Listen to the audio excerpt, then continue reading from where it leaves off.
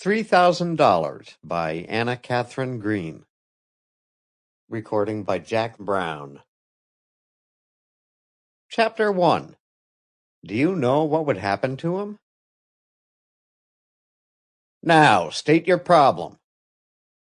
The man who was thus addressed shifted uneasily on the long bench which he and his companion bestrode.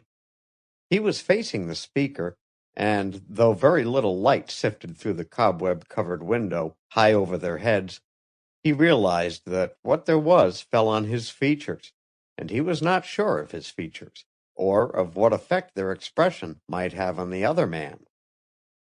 "Are you sure we are quite alone in this big desolate place?" he asked. It seemed a needless question.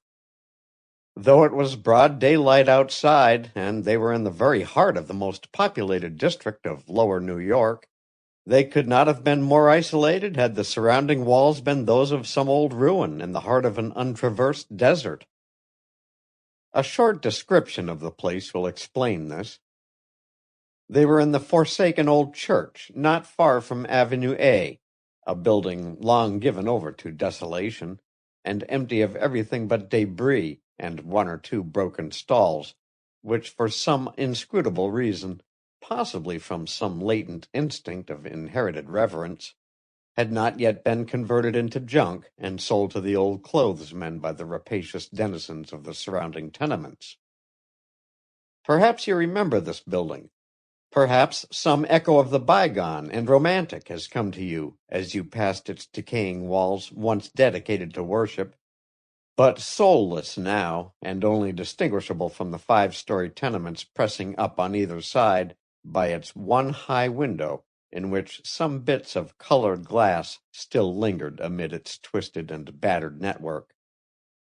You may remember the building, and you may remember the stray glimpses afforded you through the arched opening in the lower story of one of the adjacent tenements, of the churchyard in its rear, with its chipped and tumbling headstones just showing here and there above the accumulated litter. But it is not probable that you have any recollections of the interior of the church itself, shut as it has been from the eye of the public for nearly a generation. And it is with the interior we have to do, a great hollow vault where once altar and priest confronted a reverent congregation. There is no altar here now, nor any chancel, hardly any floor. The timbers which held the pews have rotted and fallen away, and what was once a cellar has received all this rubbish and held. Sample complete. Ready to continue?